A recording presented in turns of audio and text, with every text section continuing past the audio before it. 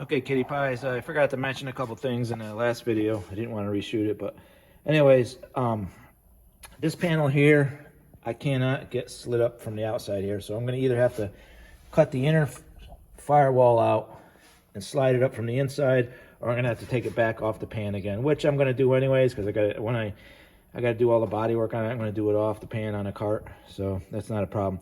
I thought I'd go over the tools that I use in the body work, especially when I was cutting this out here. It made it a lot easier. It took me about an hour to measure and cut all that out. So right here, I have this tool. That's what put the step in that panel there. Nice even step all the way across. This is called a Rollo step. Got this years ago. I don't even know if they sell these anymore. It's made in the United Kingdom, UK.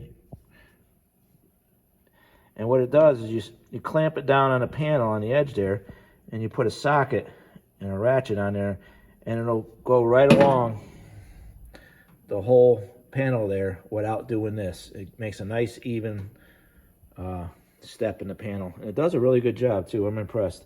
And the good thing about this is you can go around corners if you have to. So where the other ones, you got to go in and out, in and out, in and out, in and out. So this one, you can just roll it and it'll put the step in it. I'm thinking of doing that with the new BBT quarter panels instead of going all the way up to the roof. So, and breaking that seam. If you have to, you could just put a step in there and weld it. I use a Dynabrade. This is a 4-inch cutoff wheel. This thing is awesome. I can get into a lot of areas. It cuts really nice and clean and fast. Easy to change the cutting disc on it. I have a seam buster. You use this with a hammer, or you can use an air chisel. I use this on this because I don't want to be too aggressive with it. This metal is a little thin on this car. I have a long handle snap-on body hammer, my favorite. I've had that probably for 40 years.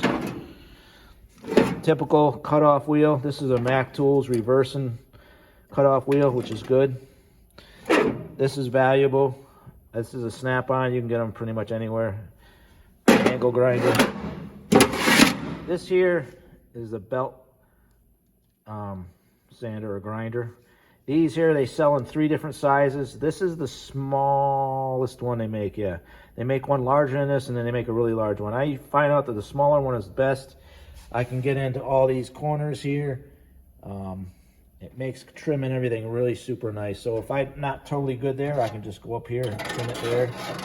And I've had this thing probably about 5 years.